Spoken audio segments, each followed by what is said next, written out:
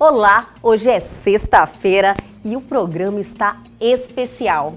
Hoje, dia 4 de fevereiro, é o Dia Mundial de Combate ao Câncer, essa doença que ainda intimida muito a humanidade. O câncer é o crescimento desordenado de célula no corpo e até hoje, apesar dos avanços, ainda se sabe pouco sobre a base biológica da formação do câncer nos seres humanos. E para trazer informação com credibilidade sobre este tema, falando sobre evolução histórica e como estamos hoje no combate ao câncer, recebemos aqui em nosso estúdio Dr. Rafael Sodré, cirurgião oncológico lá da Oncolog, Clínica Humanizada em Tratamento de Câncer, estando aqui pela primeira vez. E recebemos também Dr. Bruno Ehringer, que é oncologista clínico também da Oncolog, que nos presenteia com a sua presença pela segunda vez. E já confere aí um pouquinho de como será o nosso super programa de hoje. Mais de uma centena de doenças recebem uma única denominação: câncer, que tem em comum a multiplicação desordenada de células. Dividindo-se rapidamente, estas células tendem a ser muito agressivas e incontroláveis, determinando a formação de tumores que podem espelhar-se para outras regiões do corpo. O câncer pode ser causado por fatores externos, como substâncias químicas e radiação, por vírus como hepatite e HPV, ou podem ser provocados por valores internos como hormônios, condições imunológicas e mutações genéticas. Muitos tipos de câncer são curados, desde que tratados em fases iniciais, o que reforça a importância do diagnóstico precoce. Tudo isso e muito mais aqui no Elgue Você, que já começou.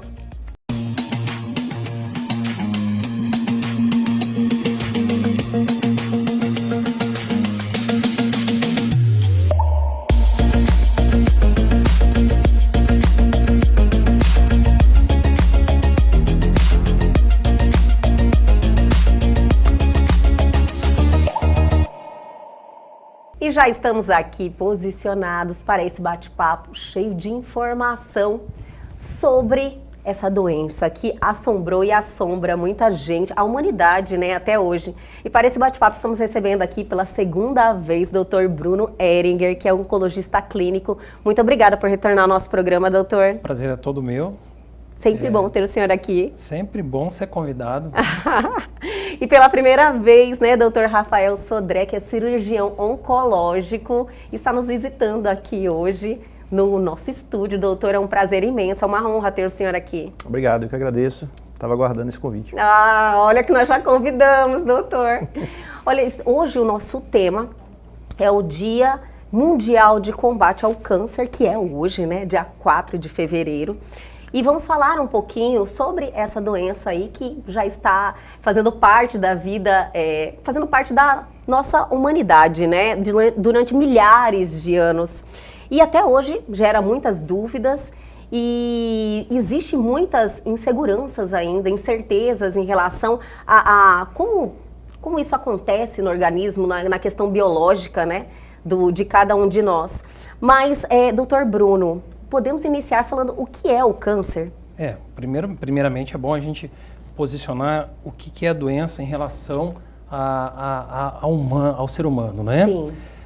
Se você for consultar os registros antigos até de jornais, assim, as pessoas elas viviam até os 40 anos, 50 anos, e aí você ainda tem relatos daquelas páginas de jornal falando o idoso de 40 anos que morava não sei aonde, de 50... O idoso de 40 anos. Era isso. Então, assim, nesse momento, nesse período da expectativa de vida tão baixa que a humanidade passava, né?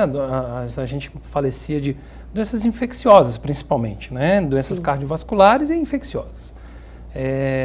Esse momento, a gente não tinha uma incidência tão grande de câncer. Inclusive, a especialidade, ela surgiu a partir do momento que a gente começou a aumentar a nossa expectativa de vida, né, atingir 60, 70, 80, que já estamos passando dessa década faixa de 80, etária, da faixa né? etária. De 80. E aí começou a se mais. demonstrar o que é essa genética que a gente carrega, que acaba gerando o câncer, né? A neoplasia maligna. Então, Ele como é que diz, uma multiplicação de células desordenadas. sim, o câncer. Isso é.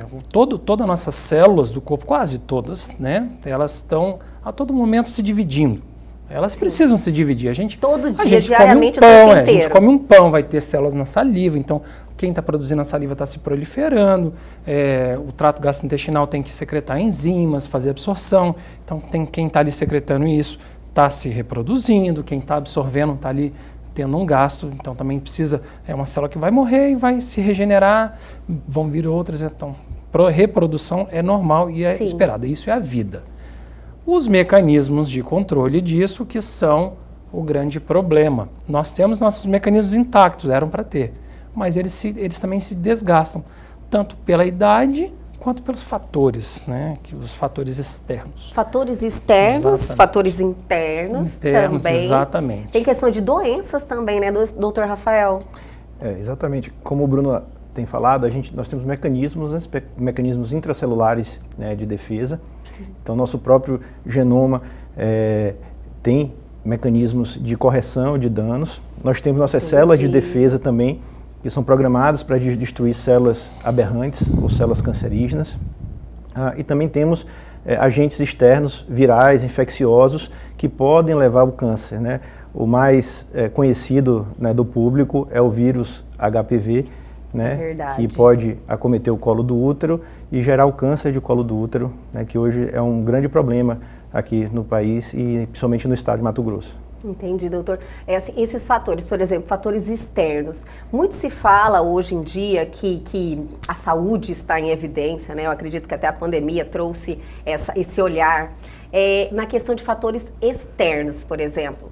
Às vezes as pessoas falam que o uso de um desodorante durante o tempo, lógico que tem alimentação, né? Tem várias situações que podem, com o tempo, como o Dr. Bruno falou, né? Com o tempo, que a idade tem total relação com o câncer, mas trazer o aparecimento de algum tipo de câncer.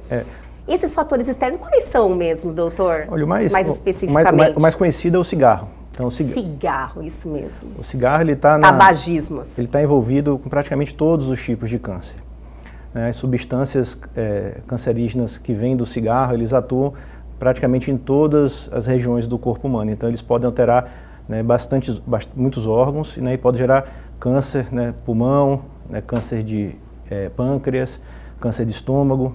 Né, então, ele é o fator externo mais importante. Existem outros, né, como asbestos, que é uma substância que os trabalhadores, né, de indústria estão expostos também. Como que é o nome mesmo, doutor? Asbesto. Asbesto? Eu nunca tinha ouvido falar. É a fibra do amianto, né? Mas isso já está proibido desde a década de 80, por volta da década de 80.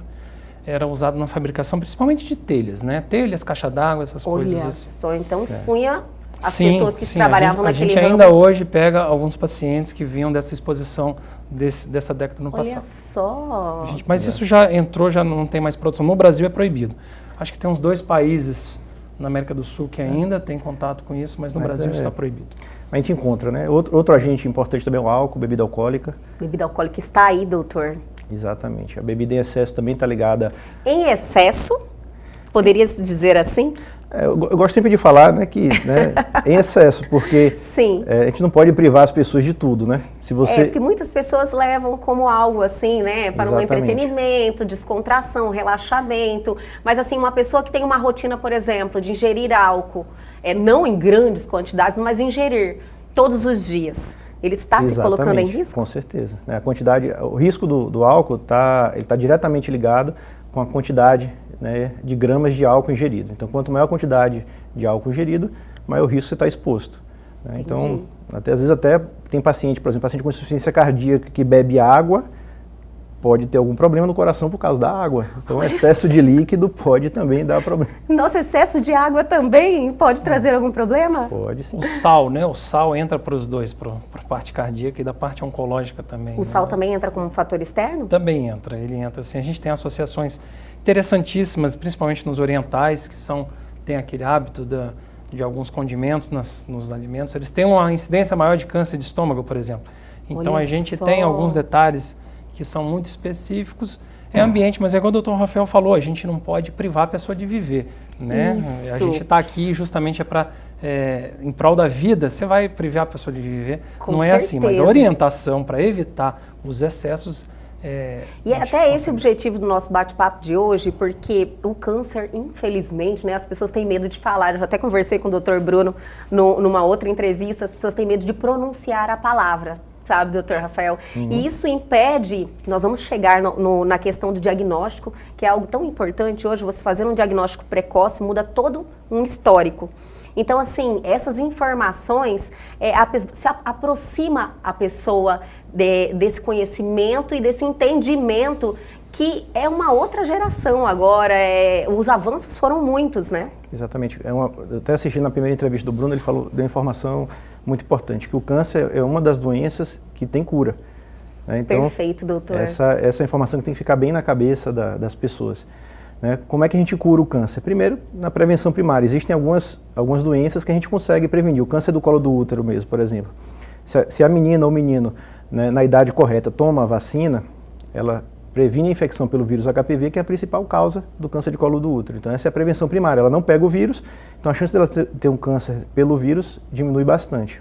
Sim. A prevenção secundária, né, que é a gente fazer os exames, né, de rastreamento. Então, a gente acaba pegando mais o paciente nessa condição.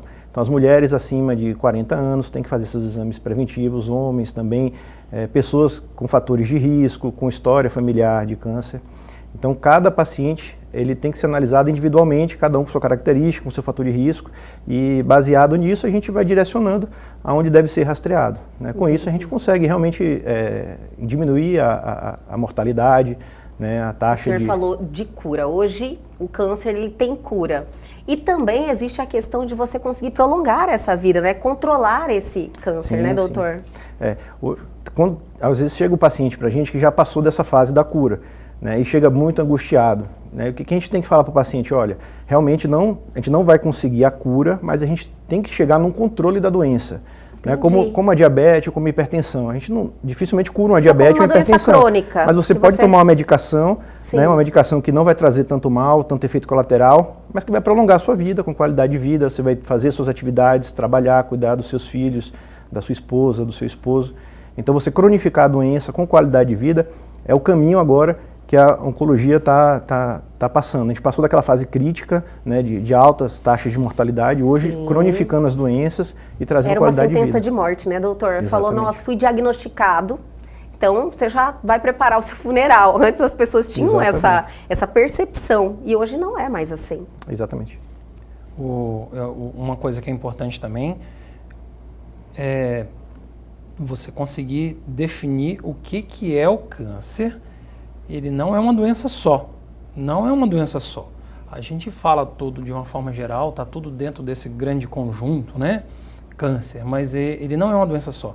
Cada câncer tem o seu comportamento, cada câncer tem a sua chance de cura, obviamente que quase todos respeitam a mesma regra básica, quanto mais inicial for o diagnóstico, maior a chance de cura, mas cada tipo tem a sua peculiaridade, né? Você, por exemplo, igual ele falou do câncer de colo de útero, existe uma profilaxia, uma prevenção primária. Antes de você ter câncer, se você toma vacina, né, com anti-HPV, dos sorotipos mais agressivos, você previne de ter o câncer. Alguns outros tipos de câncer não têm essa oportunidade de fazer isso. Essa prevenção a primária, né, que a gente chama. Entendi. Antes de ter tido algum problema, você está fazendo uma profilaxia, uma prevenção para aquilo não ocorrer.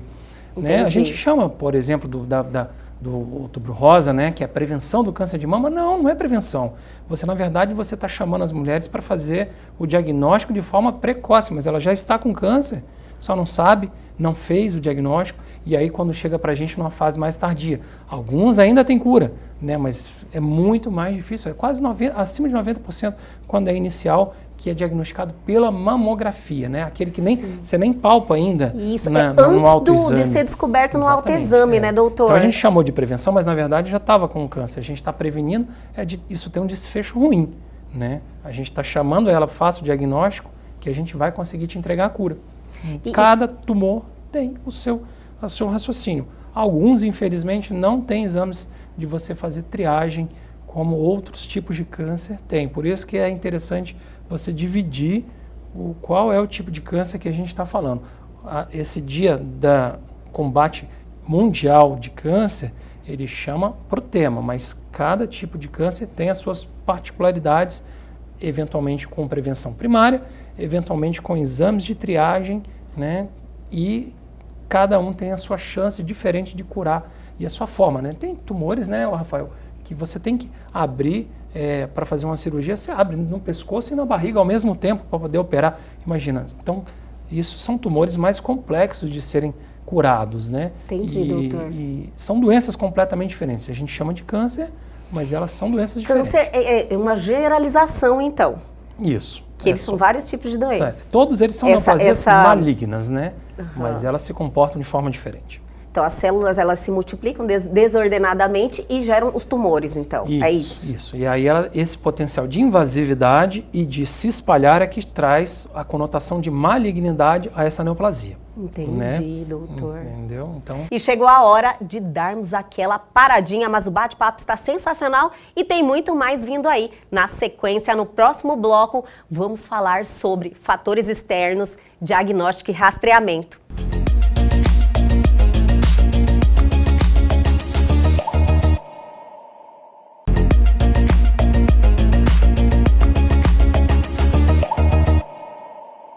Estamos de volta com esse bate-papo mais que especial que eu estou amando, falando de câncer e o que fazer frente a essa doença, né, doutor? Doutor, em relação, eu vi o senhor, tanto o doutor Rafael quanto o doutor Bruno, falando da questão do diagnóstico, de rastreamento. Como é que está hoje em dia esse ponto?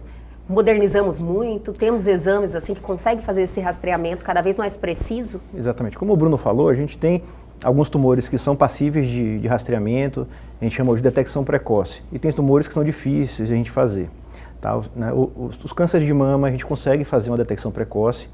Então, como eu falei, as mulheres acima de 40 anos, ou com fatores de risco, ou com histórico familiar, devem fazer seus exames de rastreamento para detecção precoce. Você descobrindo o tumor cedo, sua chance de cura é próxima de 100%. Câncer coloretal, também importantíssimo, é um câncer extremamente incidente e prevalente tanto nos homens quanto nas mulheres. Então, se você é um paciente assintomático, não tem histórico familiar, a partir dos 45 anos você tem que fazer sua colonoscopia. Todo mundo tem que fazer, Todo então, mundo. Passou dos 45. Se você tiver um histórico familiar, alguns fatores de risco, você antecipa esse exame. Sim. Porque você pode ter, a gente tem casos de câncer em jovens, então você antecipa baseado nos seus fatores de risco. Na colonoscopia você tira um pólipo. O pólipo é uma proliferação celular ainda benigna, mas que pode se transformar num câncer. O período que um pólipo se transforma em câncer é em torno de 10 anos. Então a gente faz o exame a partir dos 45 anos, para poder detectar esse pólipo precocemente e evitar que ele em 10 anos se transforme num câncer. Nesse exame já retira, né? Já retira o pólipo. Olha que maravilha. E você já trata o paciente e evita um tumor no futuro. Olha que maravilha. Falando de tipos, o doutor ele falou bem assim, o câncer de colo retal, ele é bastante incidente tanto em homens quanto em mulheres. Exato. Há uma diferenciação, lógica, em relação ao sexo, né, doutor? Sim, obviamente, né, o homem com a próstata e a mulher com a mama são os dois carros-chefes mais incidentes para cada um. Agora, você repara uma coisa interessante, o homem ele tem, segundo colocado, está o câncer de pulmão. Né? Talvez Nossa. Esse padrão do tabagismo mais associado ao homem, porque a gente já vê as mulheres que estão com esse hábito, elas também estão caindo ali no segundo colocado de incidência. Mas existe uma inversão do segundo com o terceiro para o homem e para a mulher. Aí o homem, depois de pulmão, que vem o cólon reto, né, que é o intestino. A mulher não, já está lá em segundo colocado depois de mama. Nossa. Né? E aí depois vem, né, gástrico, esôfago, vem ovário para a mulher, né? Só observação, né? O Bruno falou do pulmão, do cigarro, então também tomar cuidado com esse cigarro eletrônico. Doutor, perfeito. Eu não quis interromper o doutor Bruno quando ele falou, mas é algo que realmente é uma febre hoje. Cigarro eletrônico, ele virou hábito de pessoas que nem eram fumantes.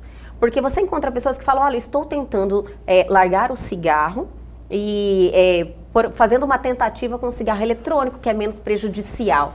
É verdade. Esse é o típico pessoa que foi enganada pela mídia, né? Ele veio para isso, ele veio com essa propaganda, foi proibido, não adiantou, a propaganda já tinha proibido enraizado. ainda, né, doutor? Que Se eu não me eu engano, eu saiba, acho que é no Brasil. proibido. É proibido. É proibido ainda. Mas- Eu dei uma pesquisada que muitas empresas nem vendem por causa é proibido, mas você encontra em todo mas lugar. Você encontra em alguns sites de mercados. A propaganda é subliminar, né? Sim. Exatamente. E você tem esse perfil do tabagista querendo uma ajuda para tentar largar. Não é dessa forma, obviamente, não funciona, não é desse jeito e faz mal também, igualzinho. Até pior em alguns casos de infecções e inflamações do pulmão, mas antes de gerar câncer. Eles têm até uma incidência um pouco maior. Mas enfim, voltando no câncer, você também agora está encontrando o pré-adolescente e o adolescente entrando nessa categoria de tabagistas de cigarro eletrônico, de pendrive, fumadores de pendrive. Olha, entendeu? Fumadores de pendrive, eu adorei, entendeu? adorei. Existem casas especializadas, né, em receber essas pessoas como se fosse um hobby. As casas de narguilé. Narguilé também. Isso tudo causa câncer, gente. Não tenha dúvidas. E a carga de tabágica, dependendo do que se coloca ali, é coisa assim de 40, 50 cigarros fumados numa noite de uma sessão dessa aí. Então é coisa... Nossa, doutor. É verdade. E o narguilé, além de compartilhar, né, a mesma pipeta ali, né, você tem essa carga tabágica que é bem alta. Você concentra a quantidade de fumaça bem grande e essa quantidade entra no seu pulmão e o estrago é forte. Nós precisamos falar bastante disso, porque o que se vê é só um aumento, assim, realmente expressivo de pessoas que estão aí aderindo esse hobby agora de cigarro eletrônico. Aí falam, não tem nicotina, isso aqui não tem nenhum malefício porque não tem nicotina. Isso também é estratégia de marketing, doutor? Também, como o Bruno falou, né, a questão da propaganda. Né, quando o cigarro, né, convencional ele começou, foi dessa forma, ele não fazia mal. Era chique. Era o cowboy, poder, Hollywood. Então, né, todos os trabalhos que tentavam mostrar o malefício do cigarro eram combatidos, as pessoas desacreditadas. Exato. E tinha até propagandas para as grávidas durante a gravidez usar o cigarro, porque o neném nascia de forma bem mais fácil. É óbvio, né? As crianças ficavam com baixo peso ao nascer. Doutor, eu não acredito. Sério que existia propaganda? Sério. Existia. Nossa. Teve isso. Então nem estou estranhando mais esse tipo de comportamento que as pessoas estão tendo hoje, fazendo essa migração, quem já era fumante para o cigarro eletrônico e os que não eram e nem seriam, porque tinha aquela questão de, o cigarro ele deixa você com cheiro ruim, né, ele é antissocial, e existia já a questão assim das pessoas não se sentirem bem de acender um cigarro, porque a pessoa que está se alimentando ali do lado, então você fica um pouco antissocial. Então agora, com essa moda do cigarro eletrônico, e outra pergunta muito pertinente, doutor Rafael, a fumaça que a pessoa expele também faz mal para quem não está fumando? Com certeza, o fumante passivo ele também está exposto a todos os riscos do fumante ativo. Então, se você está próximo de alguém que fuma, tanto cigarro eletrônico quanto cigarro convencional, você vai também inalar todas essas partículas. Porque em ambiente fechado as pessoas fumam, acham que está tudo bem. Não tem cheiro, né? Exatamente. Então, olha, é uma questão que eu acredito que também a gente poderia até fazer um programa inteiro sobre esse cigarro eletrônico. Vocês já estão recebendo no consultório de vocês algum problemas relacionados ao cigarro eletrônico? O Bruno deve falar da parte a impressão que eu tenho, assim, o que é que eu vejo, né, a gente provavelmente vai ter um aumento da curva de câncer, né, as pessoas que estão expostas agora ao cigarro eletrônico, elas vão ter que se expor mais e daqui a algum tempo o câncer vai aparecer. Entendi. Agora a gente acaba vendo uma toxicidade direta, então as pneumonites, fibroses pulmonares decorrente do cigarro eletrônico. Provavelmente daqui a uns 10 anos aí a curva de tumor vai aumentar. A gente vai ter assim uma noção bem concreta, né, doutor Bruno? Com certeza. Não estamos esperando, mas vai acontecer. Eu espero que não, né? Exatamente, infelizmente. É isso.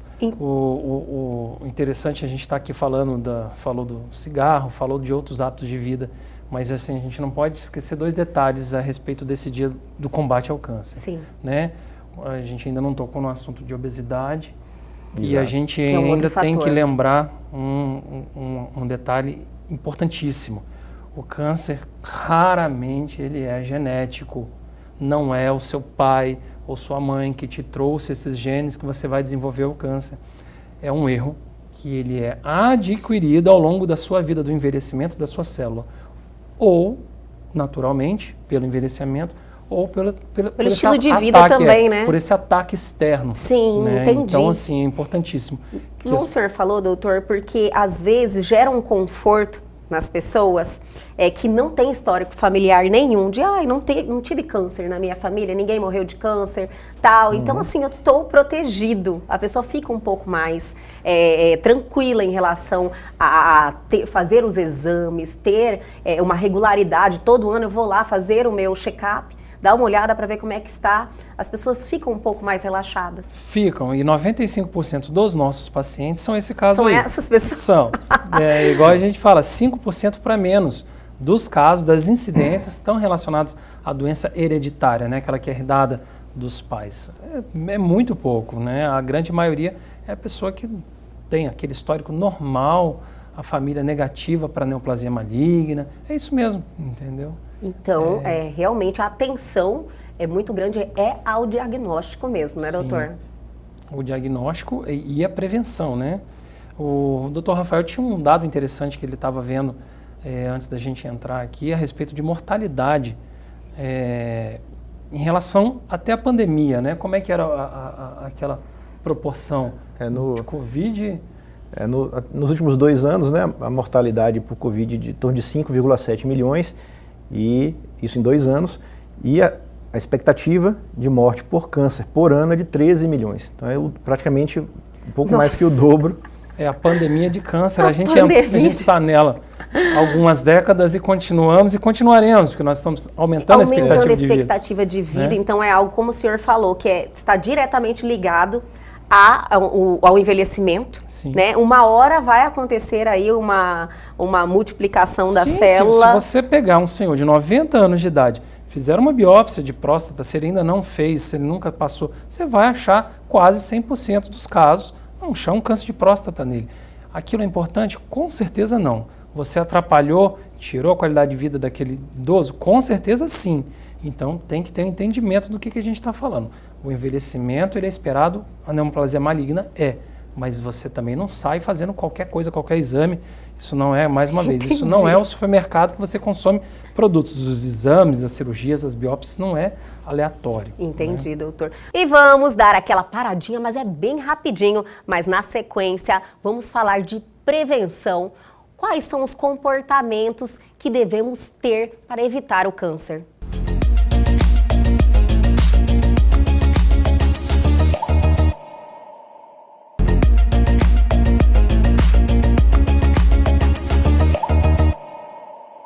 Voltamos hoje, o programa inteirinho trazendo esse tema, que a informação muda tudo, né, doutor? Doutor, o senhor falou algo interessante que eu acho que a gente precisa dar uma pontuada. Nós falamos de pandemia de câncer, né? O doutor Rafael falou. Mas nós estamos em uma pandemia da obesidade também. Também.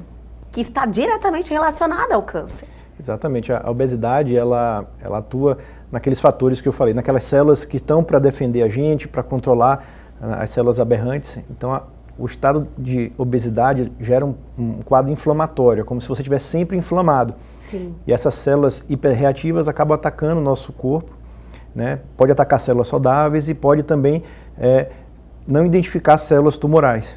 Então, nessa dinâmica do ambiente microcelular, ela fica alterada, né? E sim, de uma forma mais clara, nosso organismo fica suscetível ao aparecimento dos tumores. Então nós perdemos os controles internos. E falando de obesidade, corroborando aquela teoria, não são todos cânceres iguais, entendeu? Obesidade, olha o exemplo clássico do pólipo, que ele falou que demora 10 anos para se tornar maligno.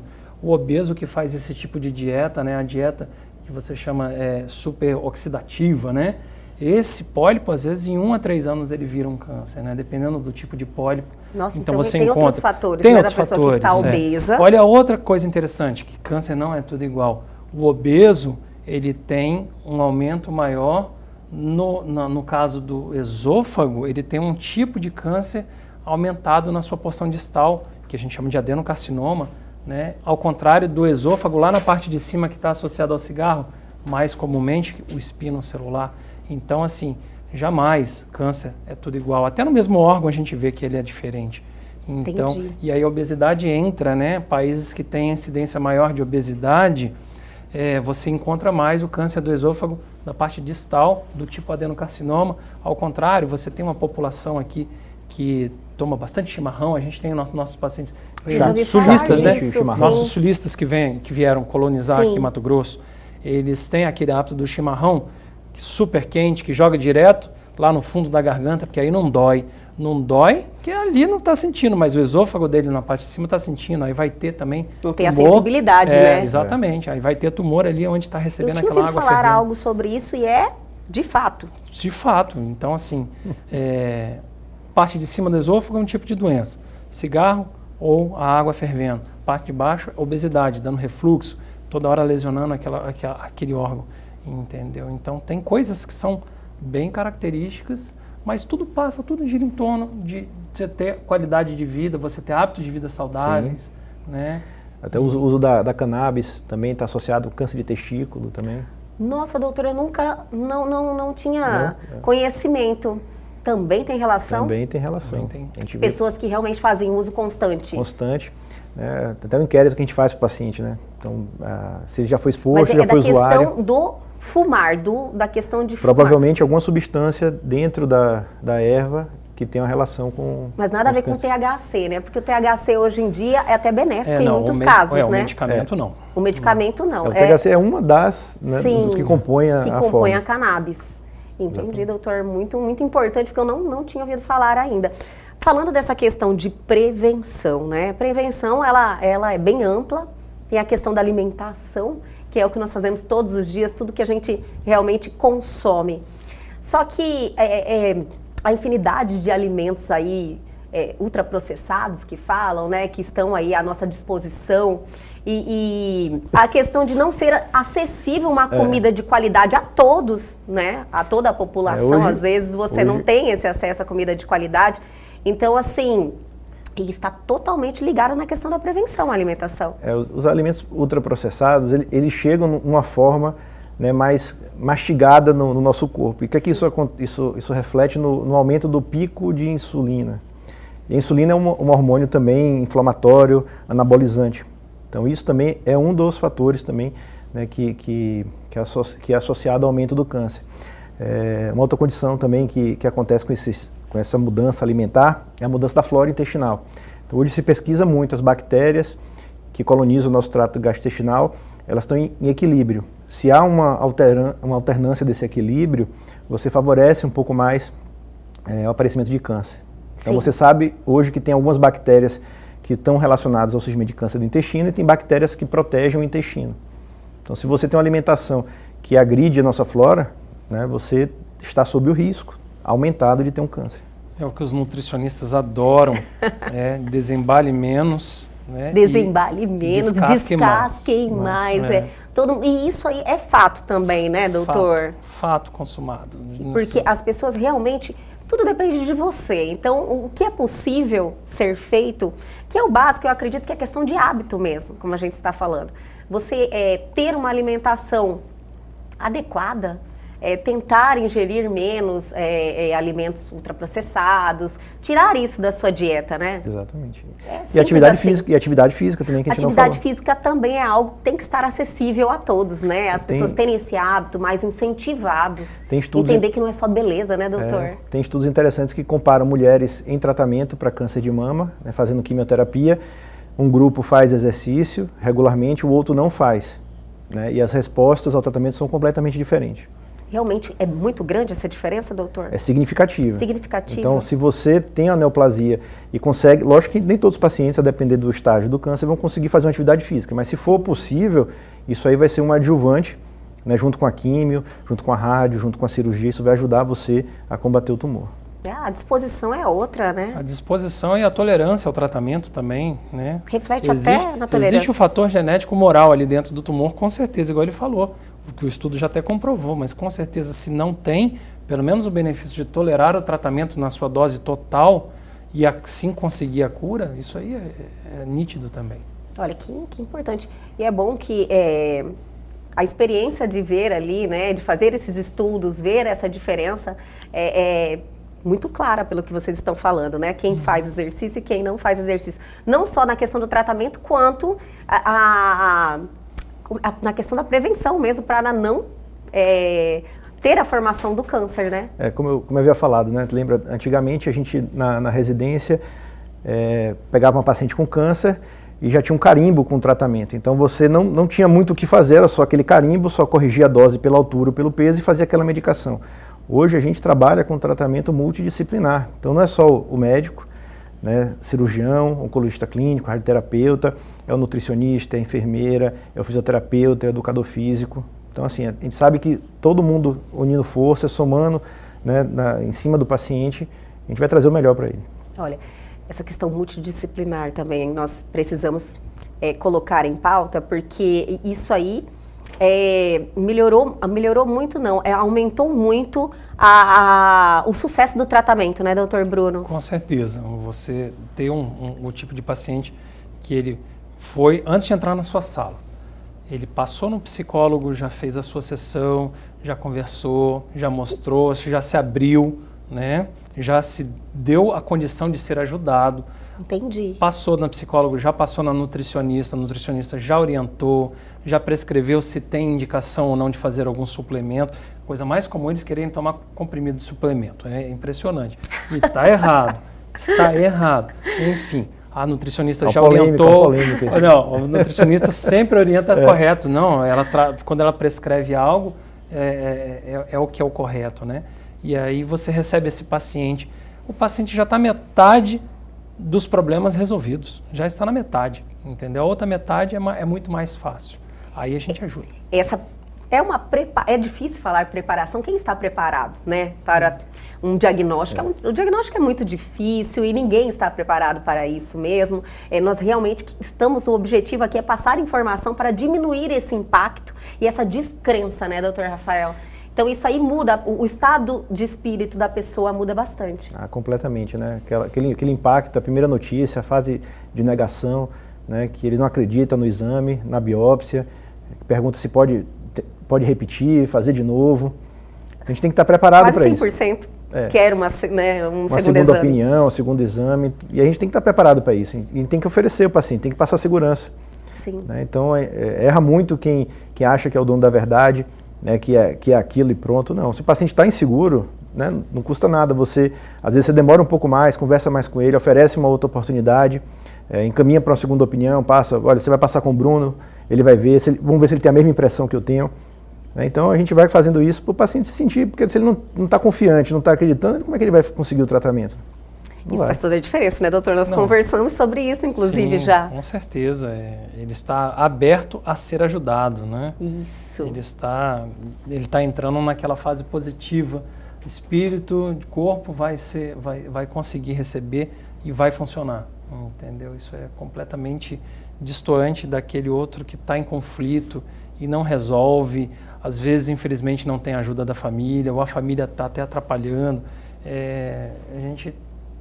A gente convive com bastante coisa, mas esse tipo de perfil, quando está num esquema multidisciplinar, pegando ou não segunda opinião, terceira opinião, é o tipo de paciente que dá certo.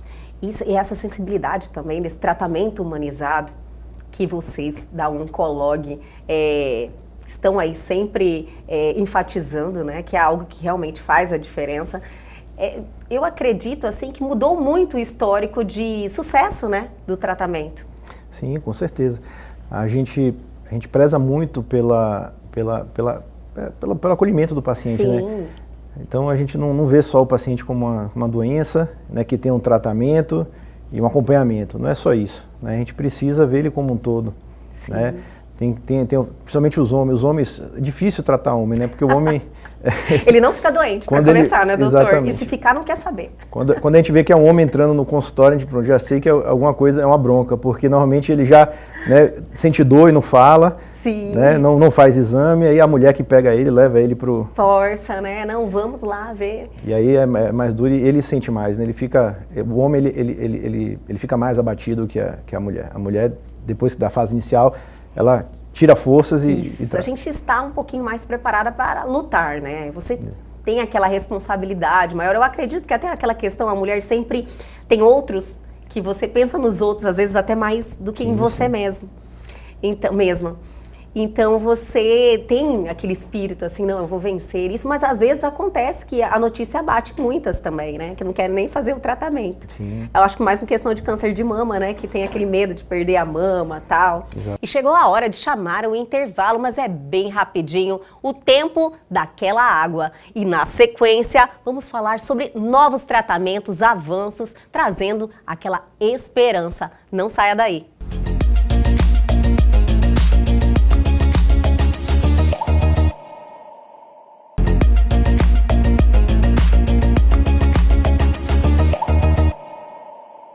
Voltamos! Hoje, o Elg, você está demais. Dia Mundial de Combate ao Câncer. E nós estamos aqui reunidos para trazer muita informação. Exatamente. Mas falando de tratamento, eu sei que teve uma evolução muito grande em relação a tratamento.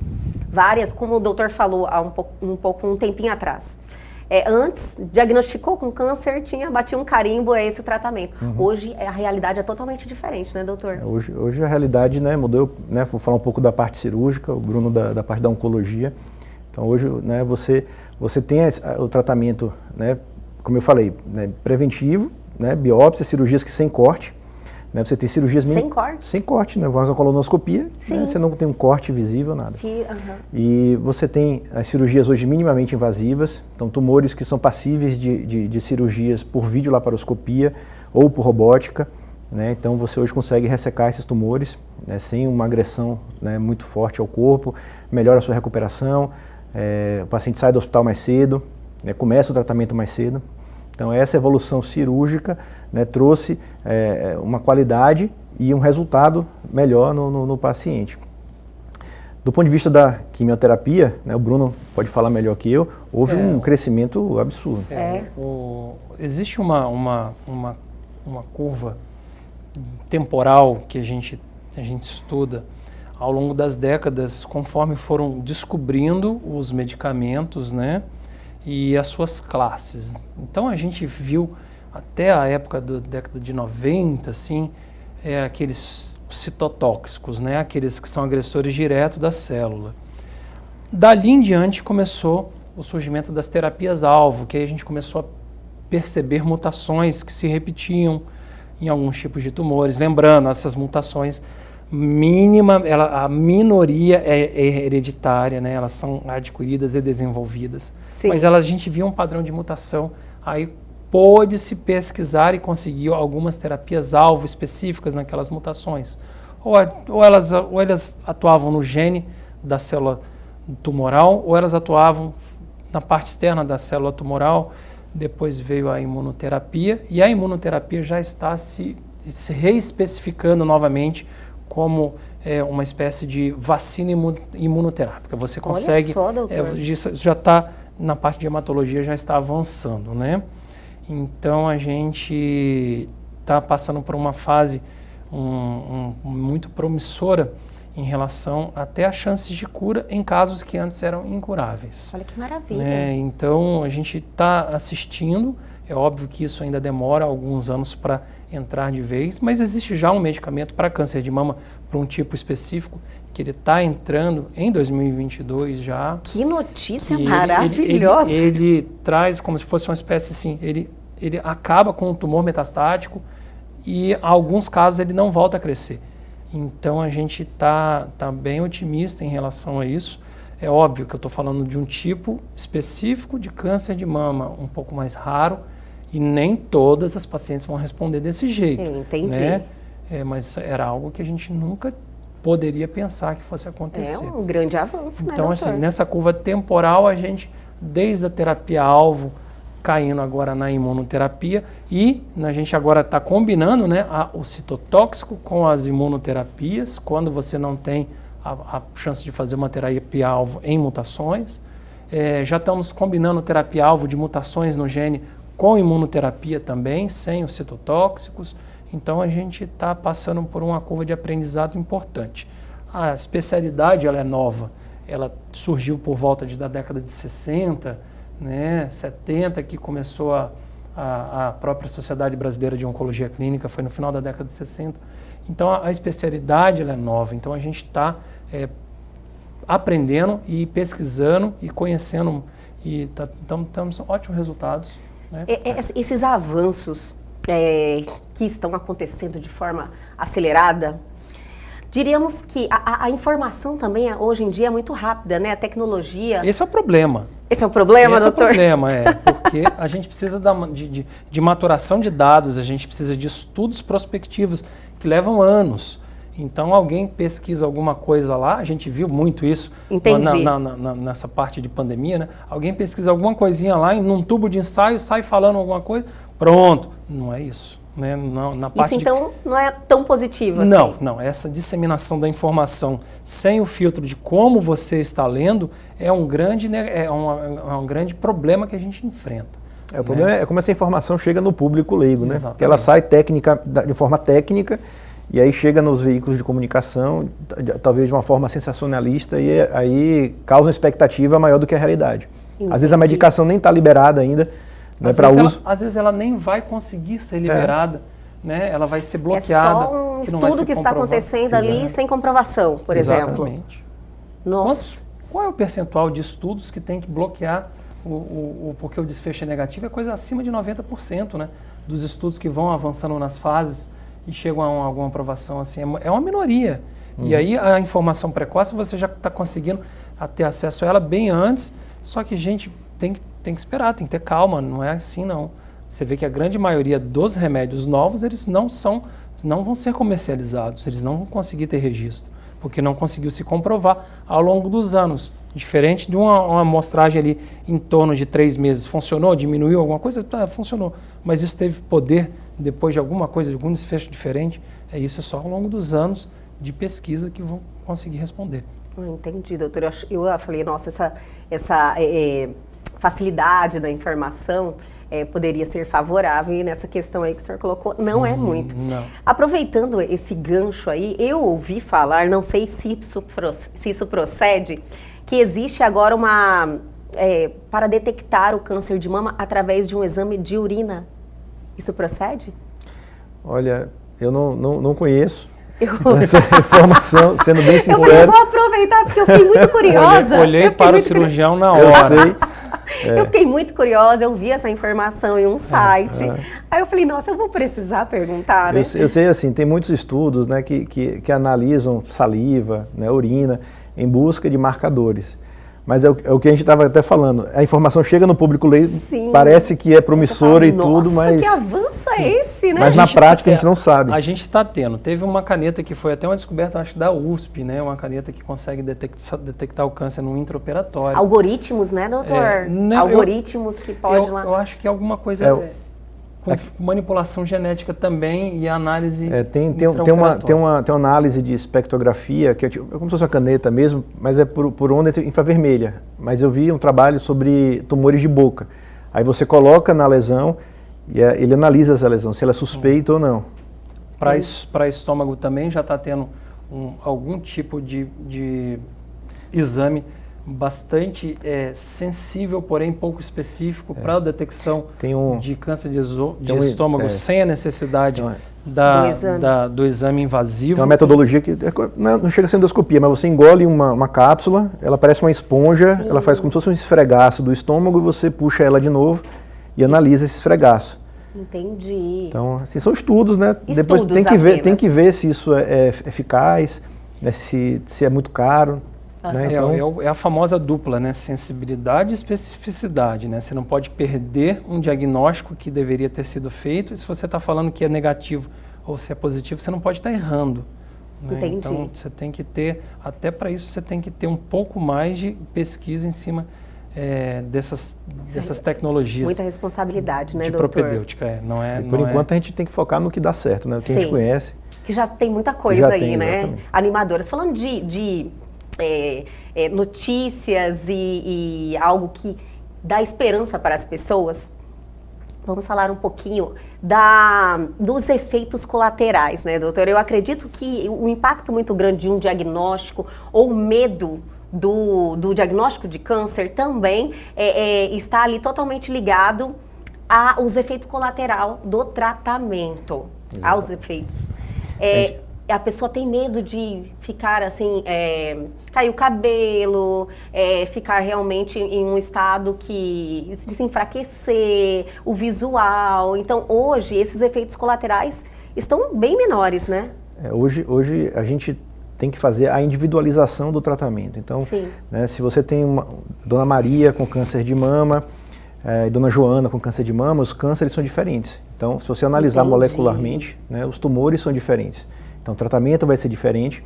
E você Essa resposta da pessoa também é algo bem individualizado. Bem individualizado. E você não pode fazer mais mal que a própria doença. Não tem sentido você oferecer um tratamento, né, que vai ser pior do que a própria doença. Então, o oncologista clínico, ele fica com muito cuidado com isso. Ele faz um tratamento direcionado, né, baseado olhando toda a conformação da paciente, peso, altura, né, sensibilidade dela. Será que ela vai aguentar esse tratamento? Não vai ser muito tóxico para ela? Será que ela vai fazer neutropenia? Vai fazer neutropenia? Né? Será que ela vai ficar em casa? Vai pegar uma infecção? Então, tudo isso tem que passar na cabeça do oncologista clínico, né, para poder oferecer o tratamento ao paciente. Será que ela não precisa fazer acupuntura? Será que ela não precisa entrar na hidroginástica? Existe, né, outros tratamentos associados que ela pode diminui fazer toxicidade. Olha que maravilha, doutor. A gente fica um pouco angustiado em relação ao cabelo, como quando o paciente... Existe a touca também existe, hoje, né? Mas a gente fica angustiado quando entra no nosso consultório, aquela paciente que você vê que faz muito tratamento químico em salão para o cabelo. Aí a touca não consegue funcionar direito.